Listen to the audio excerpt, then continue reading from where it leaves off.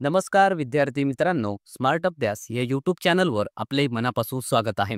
आज दिनांक 28 मार्चच्या ज्या महत्त्वपूर्ण चालू घडामोडी असणार आहेत त्याचा अभ्यास या व्हिडिओच्या माध्यमातून आपण करणार आहोत. तत्पूर्वी आपण जर चॅनलवर नवीन असाल तर चॅनलला सबस्क्राईब करून घ्या. व्हिडिओ जर आवडला तर व्हिडिओला लाईक करा. तसेच हा व्हिडिओ आपल्या विद्यार्थी मित्रांना नक्की शेअर करा, जेणेकरून याचा फायदा आपल्या मित्रांना सुद्धा होईल. चला मग सुरुवात करूया आजच्या महत्त्वपूर्ण चालू घडामोडींना. आणि पहिला आणि अत्यंत महत्त्वाचा प्रश्न असणार आहे. प्रश्न असेल की इस्रो कोणत्या वर्षापर्यंत मानवाला चंद्रावर उतरवणार आहे. ऑप्शन्स या ठिकाणी देण्यात आले आहेत. याचे योग्य उत्तर असेल ऑप्शन नंबर सी, 2040 या वर्षापर्यंत. नुकतंच इस्रो हे मानवाला चंद्रावर उतरवण्याचं लक्ष ठेवलेलं आहे. तर त्याविषयी काही पॉईंट्स लक्षात ठेवायचे आहेत. तर इस्रोकडून 2040 पर्यंत भारतीय अंतराळवीराला चंद्रावर उतरवण्याचं लक्ष हे ठेवलेलं आहे. तसेच 2035 पर्यंत भारताचं स्वतःचं स्पेस स्टेशन अर्थात अंतराळ स्थानक हे उभारलं जाणार आहे. हे दोन्ही घोषणा नुकतंच करण्यात आलेल्या आहेत. हे आपल्याला लक्षात ठेवणं गरजेचं आहे. त्यासोबतच आपल्या भारताच्या 3 चंद्रयान मोहिमा आत्तापर्यंत झालेल्या आहेत. त्यासुद्धा आपल्याला लक्षात ठेवायच्या आहेत. तर चंद्रयान 1 मोहीम 2008 साली पार पडलेली आहे. चंद्रयान 2 2019 साली, त्यावेळेस अध्यक्ष होते के.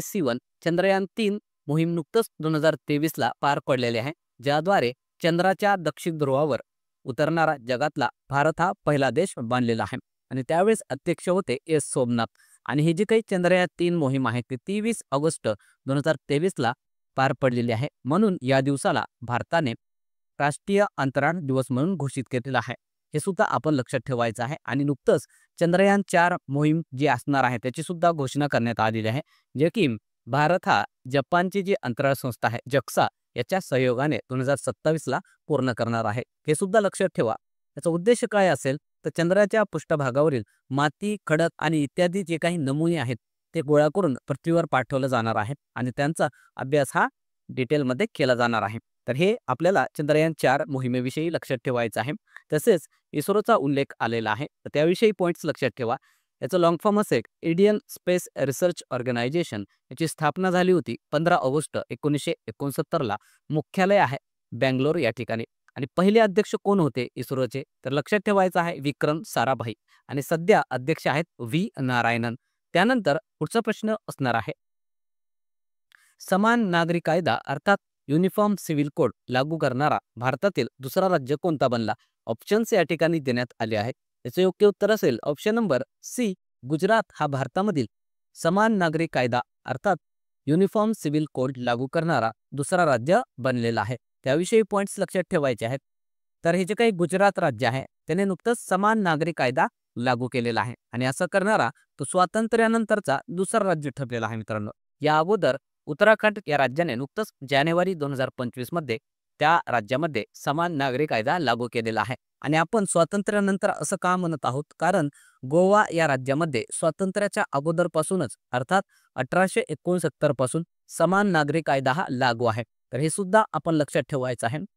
हे जे काही समान नागरी कायदा आहे त्याविषयी लक्षात ठेवा. यासाठी राज्यघटनेमध्ये एक कलम आहे 44. याचा उद्देश काय आहे तर लिंग, जाती, धर्म याच्या आधारावर भेदभाव समाप्त करणे. आणि हे जे काही कायदा आहे त्यामुळे कोणते बदल होणार आहेत तर सर्व धर्मासाठी विवाह असेल, घटस्फोट, पोटगी, वारसा यासाठीचे जे कायदे असणार आहेत ते समान असणार आहेत. 3 तलाक पद्धती असेल, बहुपत्नी पद्धती याला बंदी असणार आहे. मुलगा आणि मुलगी याचं संपत्तीमध्ये समान हक्क असणार आहे. लग्नाचं वय मुलीचं 18 वर्ष आणि मुलाचं 21 वर्ष याद्वारे करण्यात आलेलं आहे.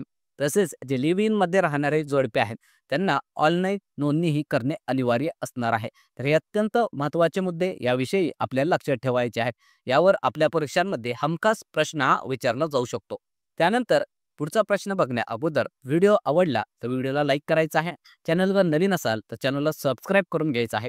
तसेच हा व्हिडिओ आपल्या विद्यार्थी मित्रांना नक्की शेअर करा, जेणेकरून याचा फायदा आपल्या मित्रांना सुद्धा होईल. चला मग पुढचा प्रश्न बघूया. तर नुकतेच भारत सरकारने खासदारांच्या पगारामध्ये किती टक्क्यांनी वाढ केली आहे. ऑप्शन्स या ठिकाणी देण्यात आले आहेत.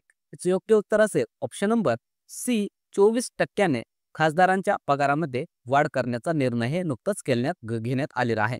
तर त्याविषयी पॉईंट्स लक्षात ठेवायचे आहेत. तर नुकतंच जे संसद सदस्य असतात लोकसभा आणि राज्यसभेमधील त्यांचे पगार, भत्ते आणि पेन्शनमध्ये वाढ करण्याची घोषणाही करण्यात आलेली आहे. आणि हे जे काही नवीन पगार भत्ते असणार आहेत ते 1 एप्रिल 2023 या तारखेपासून लागू करण्यात येणार आहे. याचं वेतन हे अगोदर 1,00,000 रुपये प्रति महिना होता. आता ते वाढवून 1,24,000 रुपये एवढं करण्यात आलेलं आहे. आणि जो काही दैनिक भत्ता मिळत असतो खासदारांना ते 2,000 वरून आता वाढवून 2,500 एवढं करण्यात आलेलं आहे. आणि पेन्शनची रक्कम ही 25,000 प्रतिमाह एवढ्यावरून वाढवून आता 31,000 रुपये प्रति महिना एवढी करण्यात आलेली आहे. हे आपल्याला पॉईंट्स लक्षात ठेवायचं आहे. तसेच अजून एक मुद्दा लक्षात ठेवायचा आहे की या अगोदर आपण जर बघितलं तर जे संसद सदस्य असतात खासदार त्यांची पगार वेतन आणि भत्ते संबंधित जे काही सुधारणा आहे ज्यामध्ये वाढ करण्यात आली होती एप्रिल 2018 मध्ये आणि त्यानंतर आता 5 वर्षानंतर परत एकदा 1 एप्रिल 2023 पासून यांच्या वेतन पगार भत्त्यामध्ये वाढ करण्यात आलेली आहे. हे सुद्धा आपल्याला लक्षात ठेवायचं आहे. आणि यासाठी एक अधिनियम आहे संसद सदस्य वेतन भत्ते पेन्शन अधिनियम 1954 याद्वारे हे सर्व काही गोष्टी केल्या जात असतात. हे आपण लक्षात ठेवायचं आहे. तसेच संसद म्हटलं की यामध्ये 2 सभागृहांचा समावेश हा होत असतो. एक असतं लोकसभा आणि दुसरं असतं राज्यसभा. लोकसभेला संसदेचं कनिष्ठ सभागृह म्हणून ओळखलं जातं. याच्या सदस्याचा कालावधी असतो 5 वर्ष आणि राज्यसभा याला संसदेचं वरिष्ठ सभागृह म्हणून ओळखलं जातं, ज्यांच्या सदस्यांचा कालावधी असतो 6 वर्ष. हे अत्यंत महत्त्वाचे पॉईंट्स आपल्याला लक्षात ठेवायचे आहेत.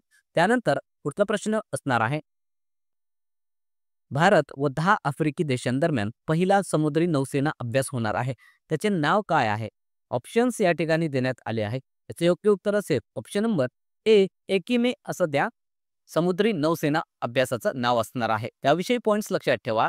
तर हे जे काही सैन्य अभ्यास आहे त्याचं नाव आहे एकिमे. हे जे सैन्य अभ्यास आहे ते बहुउद्देशीय असं नौसेना अभ्यास आहे. यामध्ये भारत आणि 10 आफ्रिकी देश असणार आहेत. त्याचा कालावधी असेल 13 ते 18 एप्रिल. ठिकाण असेल टांझानिया दार एस सलाम बंदर आहे हिंद महासागरामध्ये. आणि एकिमेचा अर्थ लक्षात ठेवा एकता असं होत असतो.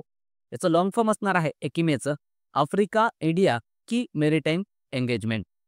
त्यासोबतच इतर जे सैन्य अभ्यास या 2025 मध्ये पार पडलेले आहेत ते सुद्धा आपल्या लक्षात ठेवायचे आहेत, कारण या महत्त्वाच्या सैन्य अभ्यासांवर आपल्या परीक्षांमध्ये प्रश्न हा विचारला जातो.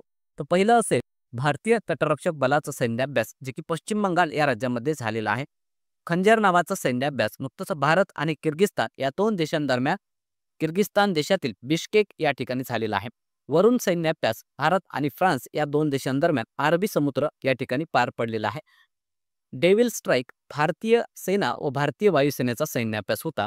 एकोवेरिन सैन्य अभ्यास भारत आणि मालदीव या 2 देशांदरम्यान झालेला आहे. मालदीव या देशामध्ये. सायक्लॉन सैन्य अभ्यास भारत व इजिप्त या 2 देशांदरम्यान भारतातील राजस्थान या ठिकाणी झालेला आहे. विंड रायडर्स हा जो काही सैन्य अभ्यास आहे तो भारतीय सेना आणि भारतीय वायुसेनेचा सैन्य अभ्यास होता. ला पेरोस सैन्य अभ्यास हा बहुपक्षीय सैन्य अभ्यास होता जे की फ्रान्स देशामध्ये झालेला आहे. तसेच कोमोडो सुद्धा एक बहुपक्षीय सैन्य अभ्यास होता जो की इंडोनेशिया या देशामध्ये झालेला आहे. ट्रॉपेक्स 25 भारतीय सेना, भारतीय वायुसेना आणि भारतीय तटरक्षक दलाने यामध्ये सहभाग घेतलेला होता जे की हिंद महासागरामध्ये नुकतंच झालेला आहे. हे अत्यंत महत्त्वाचे सैन्य अभ्यास आपल्याला लक्षात ठेवायचे आहेत. त्यानंतरचा प्रश्न असेल, नुकतेच ट्युनिशिया देशाचे नवीन पंतप्रधान कोण बनले आहेत? ऑप्शन्स या ठिकाणी देण्यात आले आहेत. त्याचे योग्य उत्तर असेल ऑप्शन नंबर बी सारा जाफरानी जेंजरी असं त्यांचं नाव आहे, जे ट्युनिशिया या देशाचे नवीन पंतप्रधान बनले आहेत. तसेच आपल्याला याविषयी काही पॉईंट्स लक्षात ठेवायचा आहे. तर ट्युनिशियाची राजधानी आहे ट्युनिस आणि चलन असेल ट्युनिशियन दिनार. तर हे लक्षात ठेवा. त्यासोबतच इतर देशांचे जे प्रमुख नव्याने नियुक्त करण्यात आलेले आहेत ते सुद्धा आपल्याला लक्षात ठेवायचे आहेत. तर आयर्लंड या देशाचे नवीन प्रमुख बनले आहेत मायकेल मार्टिन. घानाचे पंतप्रधान जॉन महामा. फ्रान्सचे नवीन पंतप्रधान फ्रँकॉइस बायरू. मॉरिशसचे नवीन पंतप्रधान बनले आहेत नवीन रामगुलाम. व्हिएतनामचे प्रमुख लोंग कोम. श्रीलंकेच्या पंतप्रधान हरिनी अमरसूर्या. श्रीलंकेचे राष्ट्रपती बनले आहेत अनुरा कुमारा दिसानायके. थायलंडचे पंतप्रधान पेटा गटर्न शिनावात्रा. इराणचे राष्ट्रपती बनले आहेत मसूद पेजेश्किया. ब्रिटनचे पंतप्रधान कीर स्टारमर. बांगलादेशचे पंतप्रधान बनले आहेत मोहम्मद युनुस आणि दक्षिण आफ्रिकेचे राष्ट्रपती आहेत सिरिल रामाफोसा. त्यानंतरचा प्रश्न असेल, टाटा मोटर्सचा ब्रँड अँबॅसेडर म्हणून कोणाची नियुक्ती करण्यात आली आहे? ऑप्शन्स या ठिकाणी देण्यात आले आहेत. याचे योग्य उत्तर असेल option number D Vicky Kaushal. हा जो काही अभिनेता आहे त्याची टाटा मोटर्सनं ब्रँड अँबॅसेडर म्हणून नियुक्ती केलेली आहे. तसेच आपल्याला इतर जे ब्रँड अँबॅसेडर आहे ते सुद्धा लक्षात ठेवायचे आहेत. तर लॉरियल पॅरिस याची ब्रँड अँबॅसेडर आहे आलिया भट. MotoGP इंडियाचा brand ambassador cricketer Shikhar Dhawan. Anti cyber crime इंडियाची ब्रँड अँबॅसेडर अभिनेत्री रश्मिका मंधाना हिला बनवण्यात आलेला आहे. बिस्लरीचं ब्रँड अँबॅसेडर दीपिका पादुकोणला बनवण्यात आलेला आहे. तसेच जी नेमबाज आहे मनू भाकर हिला केंद्रीय जहाज व जलवाहतूक मंत्रालयाचं ब्रँड अँबॅसेडर बनवण्यात आलेलं आहे. एव्हरीडे बॅटरीचं ब्रँड अँबॅसेडर नेमबाज नीरज चोप्रा असेल. युनिसेफ इंडियाची brand ambassador Kareena Kapoor. Vote जी आहे त्याचं ब्रँड अँबॅसेडर रणवीर सिंग. आणि नुकतंच जे खो खो विश्वकप 2025 पार पडलेला आहे त्याचे ब्रँड अँबॅसेडर होते सलमान खान आणि टायगर श्रॉफ हे 2 अभिनेता. त्यानंतर पुढचा प्रश्न असेल 11व्या क्रमांकाची एशियन स्विमिंग चॅम्पियनशिप 2025चं आयोजन कोणत्या देशात केलं जाणार आहे? ऑप्शन्स या ठिकाणी देण्यात आले आहे. याचे योग्य उत्तर असेल ऑप्शन नंबर बी, भारतामध्ये 11व्या क्रमांकाची एशियन स्विमिंग चॅम्पियनशिप होणार आहे. त्याविषयी पॉईंट्स लक्षात ठेवा. हे जे काही एशियन स्विमिंग चॅम्पियनशिप होणार आहे 11व्या क्रमांकाचं हे एडिशन असेल याचं आयोजन गुजरात राज्यातील अहमदाबाद या ठिकाणी होईल. कालावधी असेल 1 ऑक्टोबर ते 15 ऑक्टोबर दरम्यान. या अगोदरचं 10व्या क्रमांकाची ही जी काही चॅम्पियनशिप आहे ती 2016ला जपान या देशामध्ये झालेली आहे. हे सुद्धा आपण लक्षात ठेवायचं. तसेच आपल्याला इतर खेळांविषयी काही पॉईंट्स लक्षात ठेवायचे आहे. तर फिफा वुमन्स वर्ल्ड कप 2025 याचं आयोजन ब्राझील या देशामध्ये करण्यात आलेलं होतं. ICC women's T20 world cup 2024चा UAE या देशामध्ये आयोजन करण्यात आलेलं होतं आणि त्याचा विजेता ठरला होता न्यूझीलंड महिला क्रिकेट संघ. तसेच ICC men's T20 world cup 2024चं आयोजन हे वेस्ट इंडिज आणि अमेरिका या 2 देशांमध्ये करण्यात आलेलं होतं. याचा विजेता भारतीय क्रिकेट संघ ठरलेला होता. वुमन्स एशिया कप 2029 साली होणार आहे उझबेकिस्तान या देशामध्ये. वर्ल्ड ॲथलेटिक्स चॅम्पियनशिप 2027ला चीन या देशामधील बीजिंग या शहरामध्ये होणार आहे. आणि नॅशनल गेम्स झालेले आहेत उत्तराखंड या राज्यामध्ये. हे महत्त्वाचे पॉईंट्स आपल्याला लक्षात ठेवायचे आहेत. त्यानंतरचा प्रश्न असेल नुकतेच अर्थ अवर डे 2025 कधी साजरा करण्यात आला? ऑप्शन्स या ठिकाणी देण्यात आले आहेत. याचे योग्य उत्तर असेल ऑप्शन नंबर बी, 22 मार्चला नुकतंच अर्थ अवर डे साजरा करण्यात आलेला आहे. याविषयी पॉईंट्स लक्षात ठेवा. तर दरवर्षी मार्च महिन्याच्या शेवटच्या आठवड्यामध्ये हा दिवस अर्थ अवर डे म्हणून साजरा केला जातो आणि आता 2025ला 22 मार्चला साजरा करण्यात आलेला आहे. याचं आयोजन WWF अर्थात वर्ल्ड वाईल्ड लाईफ फंड कडून केलं जात असतं. याचा उद्देश काय आहे तर ऊर्जा संरक्षणविषयी जागरूकता पसरवणे. या दिवशी काय केलं जात असतं की रात्री 8:30 ते 9:30 दरम्यान जगभरातील लोक 1 तासासाठी विजेवर चालणारी जी काही उपकरणं डिव्हाइस असतात ते बंद करून कुठेतरी ऊर्जा संरक्षण किंवा ऊर्जेची बचत हे करत असतात. तर हे आपल्याला अर्थ अवर डे विषयी लक्षात ठेवायचं आहे. तसेच मार्च महिन्यामधील इतर काही महत्त्वाचे दिनविशेष आहेत ते आपल्याला लक्षात ठेवायचे आहेत. 1 मार्चला शून्य भेदभाव दिवस असतो. तसेच विश्व नागरिक सुरक्षा दिवस सुद्धा साजरा केला जातो. 3 मार्चला विश्व वन्यजीव दिवस. 4 मार्च राष्ट्रीय सुरक्षा दिवस. 7 मार्च राष्ट्रीय जन औषधी दिवस. 8 मार्चला आंतरराष्ट्रीय महिला दिवस म्हणून साजरा केला जातो. 12 मार्चला धूम्रपान निषेध दिवस. 15 मार्च विश्व ग्राहक हक्क दिवस. 16 मार्चला राष्ट्रीय लसीकरण दिवस. 20 मार्चला विश्व चिमणी दिवस आणि 23 मार्चला विश्व हवामान दिवस म्हणून साजरा केला जात असतो. त्यानंतर कालच्या ज्या काही महत्त्वाच्या घडामोडी आपण घेतल्या होत्या त्याचं क्विक रिव्हिजन या ठिकाणी आपण करणार आहोत. तर पहिला प्रश्न आपण काल घेतला होता, वरिष्ठ नागरिक आयोग स्थापन करणारा भारतातील पहिला राज्य कोणता बनला आहे?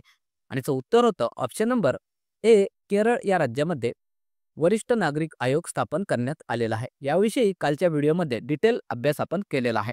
त्यानंतरचा प्रश्न होता, नुकतेच भारताचे नवीन वित्त सचिव म्हणून कोणाची नियुक्ती करण्यात आली? याचं उत्तर होतं ऑप्शन नंबर ए, अजय सेठ हे भारताचे नवीन वित्त सचिव असणार आहेत. त्यानंतरचा प्रश्न होता, नुकतेच प्रकाशित IMFच्या रिपोर्टनुसार भारत कोणत्या वर्षात जपानला मागे टाकून जगातील 4थ्या क्रमांकाची अर्थव्यवस्था बनेल? तर याचं उत्तर होतं ऑप्शन नंबर बी, 2025. त्यानंतरचा प्रश्न आपण घेतला होता, नामिबिया देशाच्या पहिल्या महिला राष्ट्रपती कोण बनल्या आहेत? आणि याचं उत्तर होतं ऑप्शन नंबर सी, नटुंबो नंदी नदेतोआ असं त्यांचं नाव होतं, ज्या की नामिबिया देशाच्या पहिल्या महिला राष्ट्रपती बनलेल्या आहेत. त्यानंतरचा प्रश्न आपण घेतला होता, नुकतेच भारत व कोणत्या देशाच्या दरम्यान खंजर 12 हा सैन्य अभ्यास पार पडले? आणि याचं उत्तर होतं ऑप्शन नंबर सी, किर्गिस्तान. त्यानंतरचा प्रश्न होता, पुरुष व महिला कबड्डी विश्वकप 2025चा विजेता कोणता देश ठरला? याचं उत्तर होतं ऑप्शन नंबर ए भारतीय कबड्डी महिला व पुरुष संघ या कबड्डी विश्वकप 2025चा विजेता ठरलेला आहे. याविषयी सुद्धा आपण कालच्या व्हिडिओमध्ये डिटेलमध्ये अभ्यास केलेलाच आहे.